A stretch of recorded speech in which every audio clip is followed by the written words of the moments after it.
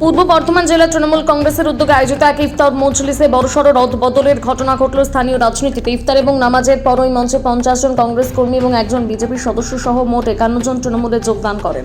তাদের হাতে দলীয় পতাকা তুলে দেন জেলা তৃণমূল সভাপতি রবীন্দ্রনাথ চট্টোপাধ্যায় এবং বর্ধমান দক্ষিণের বিধায়ক খোকন দাস।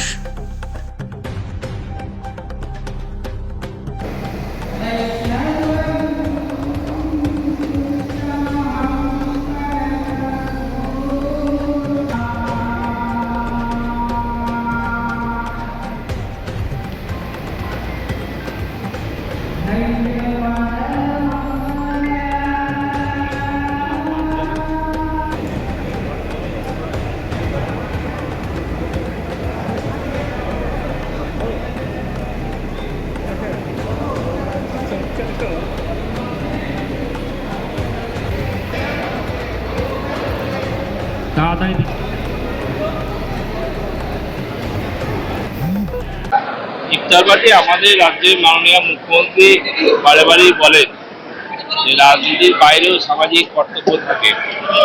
সেই কর্তব্য পালনের স্বার্থে আমাদের সংখ্যালঘু ভাইরা, মুসলিম সম্প্রদায়ের মানুষ, তারা গোটা রমজান মাস জুড়ে সারাদিন উপবাস থাকার পর একটা নির্দিষ্ট সময়ে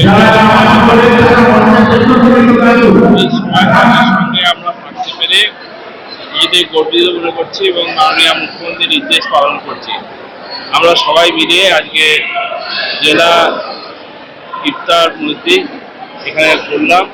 অনেক মানুষ আজকে ইফতার মধ্যে যোগদান করে।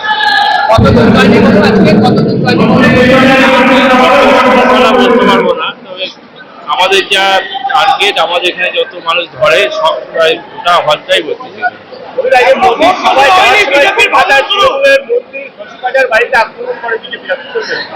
আসলে তো বিজেপি বুঝে গেছে বাংলায় তাদের জায়গা নাই, তাই এখন বিভিন্নভাবে আমাদের নেতৃত্বের ওপর অত্যাচার করে শশী পাজা শুধু মন্ত্রী নন, একজন মহিলা, তার বাড়িতে আক্রমণ করে তাদের চরিত্রটা প্রকাশ করেছে।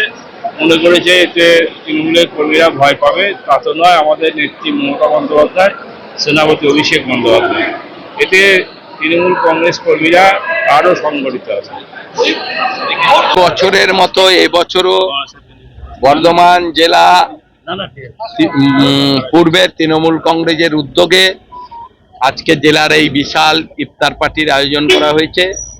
আমাদের জেলার সভাপতি রবীন্দ্রনাথ চট্টোপাধ্যায় মহাশয় এর মূল উদ্যোক্তা, তিনি ছিলেন। আমরা সব বিধায়করা ছিলাম, পৌরসভার কাউন্সিলররা, বিভিন্ন জেলার পদাধিকারীরা সবাই এসে আজকের এই ইফতার পার্টিকে সবাই মিলে আমরা করলাম, যেটা প্রতি বছর করা হয়। সেটাই আমাদের আলামগঞ্জ কল্পতরুর মাঠে এখানে আমাদের এটা অনুষ্ঠিত এবং কংগ্রেস থেকে 50 জন জয়েন করলেন এবং বিজেপির একজন বর্ধমান জেলার সোশ্যাল মিডিয়া সেও জয়েন করলেন।